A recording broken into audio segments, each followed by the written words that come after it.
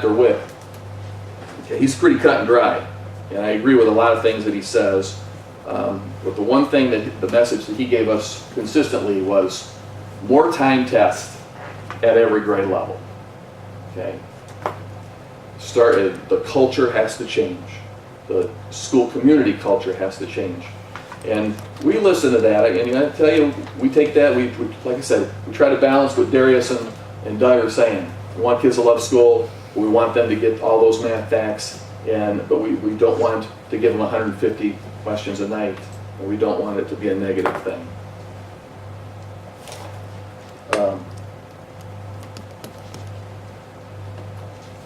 So I'm going to end now and open it up to any questions the board has, but I just want to say, our standardized tests really have been the highest they ever have been.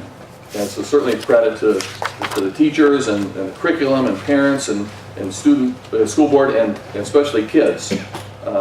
Student math achievement will stay a priority. It's a strength of ours, and there's no doubt in my mind that we're going to keep these strong and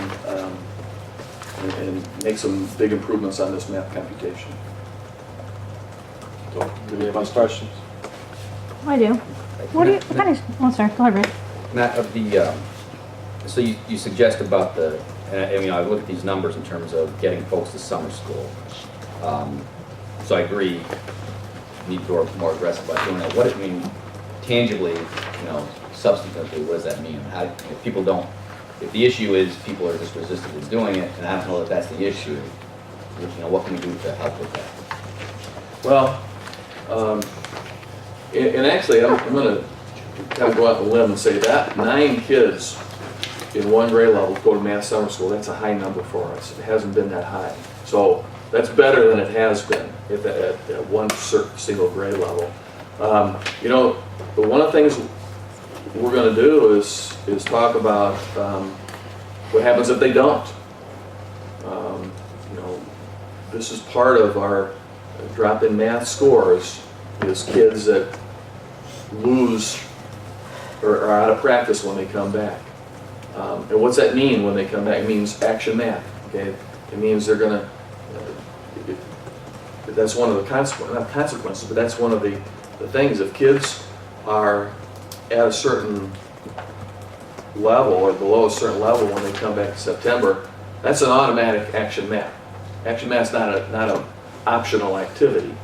Okay, that's so I certainly don't mean to be say worst case scenario, but you send your kid to summer school and you give them that extra practice and individualized practice. There's a good chance that they won't be in action math. They're going to be successful. But Rick, to your point, we send letters and then we do follow up with telephone calls, and the teachers actually do that because they typically know.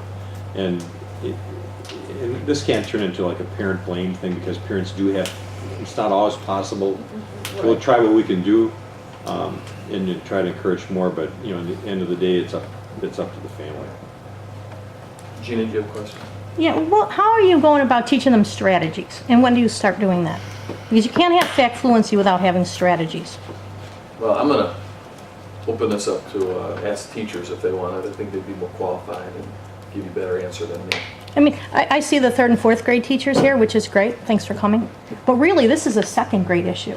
I mean, you really need to start when they're younger. I mean, by 3rd and 4th grade, they should know how to do their facts. So, sorry, Mrs. Berwick. But you know what I'm saying is, I mean, it's like, and I see you're starting here in kindergarten, but we have a preschool program, so I don't even see preschool on this chart. So, I mean, that's where you should start is, the younger ones, because by the time they get to these guys, I mean, if they don't have the strategies, Matt, they can't be fast. And then I worry about the kids that have goals, because Ms. Markovitz, I think, is here, and I remember we talked about this when Sierra was in 2nd grade. She had an OT goal. She couldn't be fast. She couldn't physically do it. And do you remember this? And I said, she's never going to get 100 problems. So how do you address those kids that have OT goals, or just, boys in general have a hard time writing, so they can't really be fast if they can't do it yet. So I'm just so concerned about faster is better. I don't think faster is better. I think they need the strategies to be able to do it. Well, I think that you see by the data on the math concepts and the math problem solving that they are getting it. Okay, they are getting the concepts, and we're strong in those areas.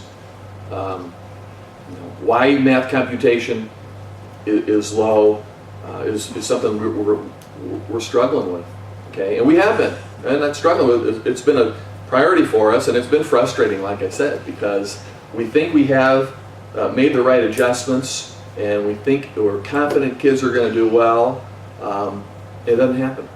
So I'm a little confused by the question. Those of you who are professional educators help me out. But what I heard was that the issue that we have is a computation issue, which to me is about getting good at repeating a specific tactical behavior. It has nothing to do with strategy. It's 6 times 9, right, equals 54. No, there's strategy. There, on the computation test, Yeah. there is a lot of strategy involved because there's estimation that comes into play. You don't have to write every problem down, and it's not necessarily that basic fact that you're thinking of. For example, if the problem is 30,000 times 6, the kids will pick up their pencils and they will write 30,000 times 6 when all they have to know is it's 3 times 6 and add the zeros. So there is a lot of strategy that can be instructed, that they can learn about how to approach this test, because their gut reaction on how to approach this test is I'm picking up my pencil and I'm writing every problem down on my paper, and then I magically run out of time because I didn't have to write every problem down on the paper. But that's really almost testing strategy versus math strategy. Yeah, but when we look at something, it was even today, you have to be able to teach them to look at a number to make it to a place where you're able to do it quickly in your head, in the sense of I can look at 28 and I know that's going to go to 30, and I'm looking at 15 and I say, oh, I know that 15 goes into 30, that's easy, that's 2, let's go. You know what I mean? So they have to have some concept of number value, and that little stick and has to be, you have to have pens to make that 10 column. You can't just have that's not just 16, but you had to have 10 before to move it over so that you can be able to estimate all the way across, and that's part of it. I don't think they're using the sense that they exhibit on the problem-solving section on the computation section. I don't think they see a correlation between those. They get stressed out because it is time. There's just no carryover as the skill to the do in that section. And so there are a number of teachable moments for that test. Now, it still has us all in a quandary about how to better approach that. And after this year, I don't know if you're familiar with, you guys know, 4th grade, they can use a calculator on the test.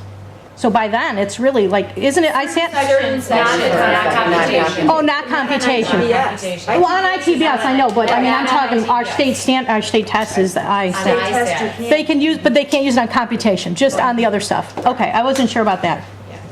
But they still need to know how to. The big thing is the time. It definitely throws them off seeing 27 problems in 20 minutes. But do you think like I know the Envision Math teaches them kind of conceptually like 365 plus 238, they're supposed to be like, well, 300 plus 200 is 500, and they kind of go that way, and they kind of do it more in expanded form, because I know our new math series is teaching them differently than you and I have learned. We learn algorithms. And so we learn how to do it, and they're not learning it that way. So do you think that has anything to do with it? It might kind of, well, I'm learning it like this in my book, so I should have to do it this way. It's definitely promoting the think math, which is why I think our concept scores are fairly good. Whereas I think the reverse generation, like let's look at us, we didn't think math very much, we just did math. And so our computation scores were great because we didn't know what we were doing with those numbers, but we knew if we solved this, but we knew what to do. But we couldn't problem solve. Right. So I hate to say that there is a sacrifice, and I don't think there should be, but at this point, I think they're thinking some numbers more than they're doing the numbers. They're what? I'm sorry. They're thinking their numbers versus doing their numbers, and so we definitely shouldn't have that discrepancy, but we do. And another thing on that ITBS is, some of the concepts I didn't know, but also it's just arranged a little bit different. There's addition, then there's multiplication, then there's subtraction, and then it's written differently. Some of